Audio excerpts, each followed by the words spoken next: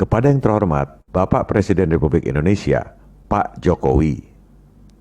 Pada episode ini, kami laporkan hasil investigasi jurnalistik tentang utang luar negeri dari tahun 1945 sampai tahun 2021. Kenapa kita harus selalu tambah utang tiap tahun? Apakah betul kalau nyetak uang sendiri inflasi, kalau utang luar negeri tidak inflasi? Apa solusi penyelesaian utang luar negeri ini menurut teknokrat keuangan Bapak, Menteri terbaik dunia? Dan bagaimana solusi penyelesaian utang secara tuntas berdasarkan hasil investigasi jurnalistik kami?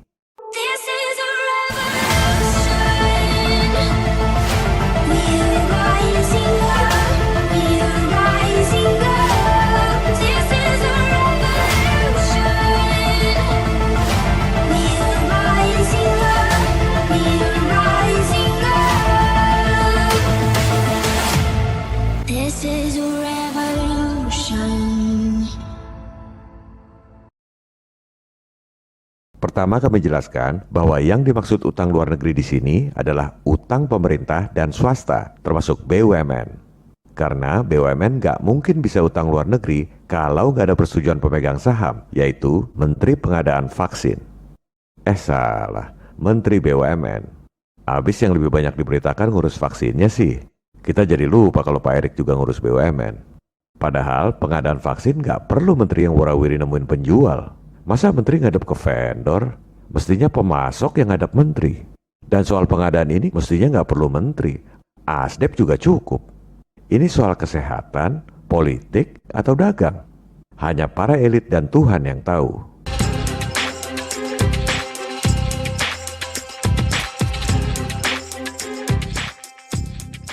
Kembali pada utang luar negeri. Ini adalah statistik perkembangan utang luar negeri Indonesia sesuai masa jabatan Presiden. Sumbernya data resmi Sulni, statistik utang luar negeri Indonesia yang diterbitkan oleh BI, serta data-data publik lainnya. Kita lihat fakta dan data.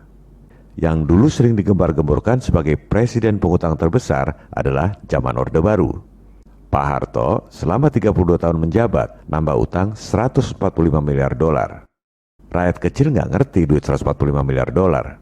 Kita rupiahkan dengan asumsi kurs hari ini 14.200. Kira-kira tambah utangnya 2.055 triliun selama 32 tahun. Kalau kita bagi, rata-rata tambah utang sekitar 64 triliun per tahun selama 32 tahun. Pak Harto ini bukan ekonom. Kebijakan ekonominya didesain oleh para teknokrat yang waktu itu dikenal dengan istilah Mafia Berkeley. Teknokrat globalis inilah yang bikin ekonomi kita hancur. Dan teknokrat nekolim ini ada di setiap kabinet presiden, yang manapun. Posisinya beda-beda. Zaman Pak Harto dulu, teknokrat nekolim dominan di Bappenas. Profesor Wijoyo Nitisastro yang dijuluki sebagai tokoh sentral Mafia Berkeley. Setelah itu, sesuai fakta dan data, presiden pengutang terbesar adalah Pak SBY. Selama 10 tahun, nambah utang 150 miliar dolar. Lebih banyak dari utang Pak Harto selama 32 tahun. Kalau dikurskan, tambah utangnya sekitar 2.130 triliun rupiah. Dibagi 10 tahun masa jabatan, nambah utang kira-kira 213 triliun per tahun. Jadi, kalau dilihat rata-rata per tahun, tambah utangnya 3 kali lipat lebih banyak dari Orde Baru. Pak SBY juga bukan ekonom. Teknokratnya siapa? Apakah ada kaitannya dengan Wapres yang mantan Gubernur BI? Saya no comment. Silakan para pemirsa simpulkan sendiri. Terakhir, di era Pak Jokowi, selama menjabat dari Oktober 2014 sampai waktu video ini dibuat, bulan Maret 2021, tambah utangnya 126 miliar dolar atau sekitar 1.789 triliun rupiah.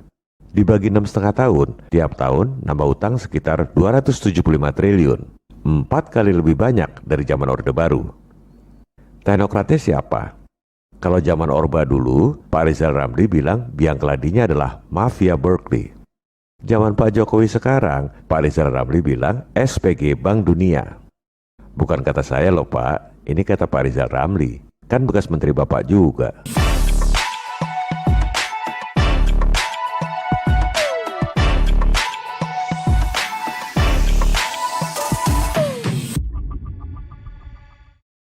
Sekarang kita lihat lagi fakta dan data. Berapa jumlah utang luar negeri Indonesia? Berdasarkan data Sulni, statistik utang luar negeri Indonesia yang diterbitkan oleh BI per Maret 2021, data terakhir bulan November 2020, jumlah utang luar negeri kita 416,5 miliar dolar. Dengan kurs 14.200, sekitar 5.915 triliun rupiah. Itu per November 2020. Tiap bulan naik. Kita bulatkan saja 6.000 triliun. Apa arti utang 6.000 triliun itu? Kita lihat lagi fakta dan data. Berdasarkan laporan tahunan BI, per Desember 2020, jumlah uang resmi yang diedarkan oleh BI 899 triliun. Jumlah utang luar negeri kita 6.000 triliun. Artinya apa? Artinya, kalau semua uang resmi yang diterbitkan oleh BI itu digunakan buat bayar utang, sampai nggak ada Rp1 pun uang yang dipegang oleh rakyat Indonesia. Itu pun cuma bisa bayar 15% dari total utang. Duit sudah habis ludes, tetap utang 85%. Bayarnya pakai apa? Dan jumlah utang ini akan terus bertambah setiap tahun. Ini adalah utang yang memiskinkan rakyat. Karena tiap tahun rakyat dibebani pajak tinggi buat bayar bunga utang pada para bankir asing yang kaya raya. Kezoliman sistem global ini masih aja dibenarkan dengan 1001 alasan. Misalnya, Menteri Sri Mulyani menjamin bahwa utang 6.000 triliun itu masih aman. Coba kita telaah, aman menurut siapa? Tahun 2021 ini, APBN merencanakan bayar bunga utang 373 triliun rupiah. Itu kira-kira 2 kali ekuitas Bank Mandiri. Jadi, sama juga kita bayar bunga utang sebesar 2 kali ekuitas Bank Mandiri buat para bankir asing yang kaya raya tiap tahun. Mohon agar Pak Presiden renungkan dengan hati nurani. Ini pemborosan uang negara atau tidak? Bayar bunga utang 373 triliun rupiah tiap tahun ini dibagi 277 juta penduduk, artinya satu keluarga rakyat miskin yang berisi 5 orang harus bayar bunga utang 6,7 juta rupiah per tahun buat para bankir asing yang kaya raya. Padahal rakyat miskin itu bayar kartu kredit 6 juta aja macet, nggak sanggup bayar. Ini harus bayar tiap tahun lewat pajak tinggi. Dan jangan lupa, 373 triliun rupiah itu baru bunga utangnya, belum pokok utangnya. Apakah Bu Menkeu masih tega bilang bayar bunga utang 373 triliun rupiah tiap tahun ini aman dan tidak menusuk rasa keadilan? Tentang utang 6.000 triliun ini, alasan dan pembenaran lainnya dikatakan oleh akademisi Pro Nekolim. Oh, kita sudah utang sejak zaman Soekarno, bukan salah kita. Bu Menkeu juga mengatakan ini gegara utang penjajahan Belanda yang harus ditanggung Indonesia. Mari kita investigasi fakta dan data. Berapa sebenarnya utang zaman Soekarno dan berapa utang penjajahan yang dijadikan alasan oleh Bu Menkeu?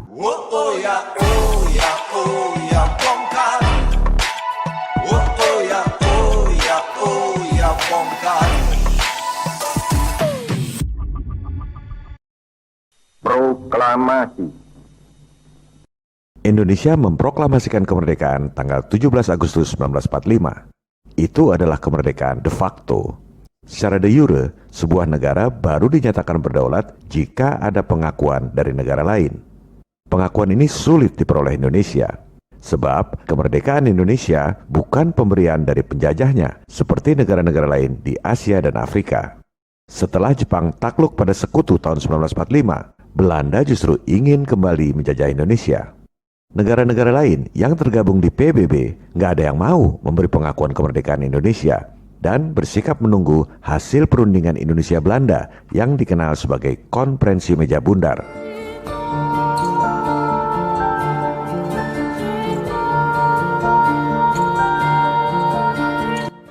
Moga-moga Tuhan Yang Maha Kuasa memberkati pekerjaan kita pada Konferensi Meja Bundar ini.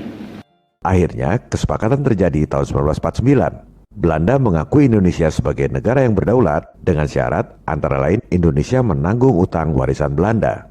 Inilah yang dimaksud Menteri Sri Mulyani sebagai warisan utang penjajahan yang menurut Bu Menteri memporak-porandakan ekonomi Indonesia sampai sekarang. Betulkah separah itu? Ini fakta atau alasan pembenaran utang? Berapa sebenarnya utang warisan penjajahan itu? Kita akan bahas setelah ini.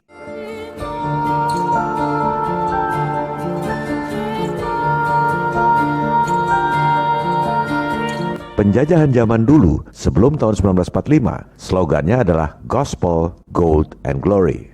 Gospel, pura-pura menyebarkan kitab suci. Gold, padahal menjarah emas, sumber daya alam. Glory, kejayaan dengan tentara. Setelah menjarah sumber daya alam di negara-negara jajahan, dijual di Eropa, duitnya taruh di mana? Di bank. Buat penjajah negara lain butuh modal besar, duitnya dari mana? Utang bank. Dan yang namanya bank sentral di negara-negara maju, negara-negara penjajah, dari dulu memang swasta.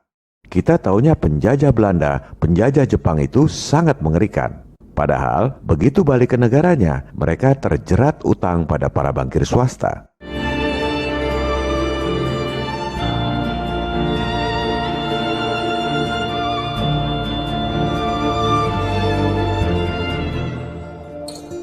Para bankir elit ini adalah pucuk rantai makanan, predator yang paling top. Di mata para elit bankir, perang adalah uang, krisis adalah uang. Kalau zaman sekarang, pandemi adalah uang. Order out of chaos, menciptakan krisis untuk menggolkan agenda. Negara-negara penjajah dari dulu hampir bangkrut utang pada para bankir swasta. Dengan jeratan utang itu, para bankir bisa mengontrol negara-negara penjajah. Para elit globalis atau internasionalis ini nggak punya nasionalisme. Mereka bukan Amerika, bukan Inggris, bukan Cina, bukan Rusia. Tujuan mereka adalah menguasai dunia dengan menghancurkan semua negara dan semua agama di dunia. Setelah Perang Dunia Kedua berakhir, para elit bankir ini merubah strategi. Menguasai dunia nggak perlu lagi lewat perang, tapi lewat ekonomi. Maka slogan Gospel, Gold, and Glory-nya dirubah. Gospelnya bukan lagi kitab suci, tapi hak asasi manusia, demokrasi, pasar bebas, globalisasi, independensi bank sentral. Itulah kitab suci baru. Goldnya bukan lagi emas atau sumber daya alam, tapi moneter, jantung perekonomian sebuah negara. Kalau jantungnya sudah dikuasai, maka negara tersebut pasti tunduk, siapapun pemerintahnya.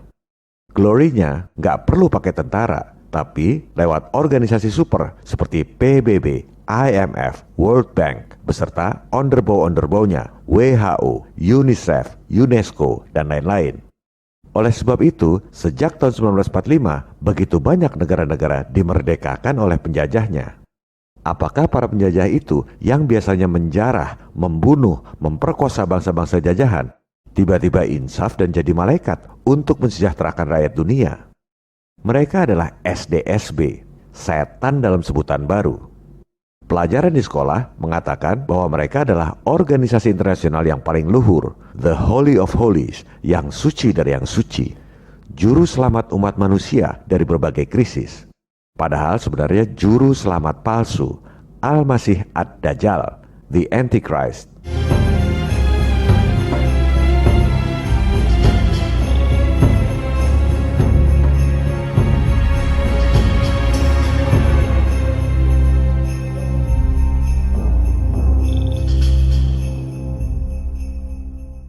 Presiden kita, Soekarno, paham betul perubahan strategi penjajahan ini. Bung Karno menyebutnya dengan istilah neokolonialisme dan imperialisme, nekolim.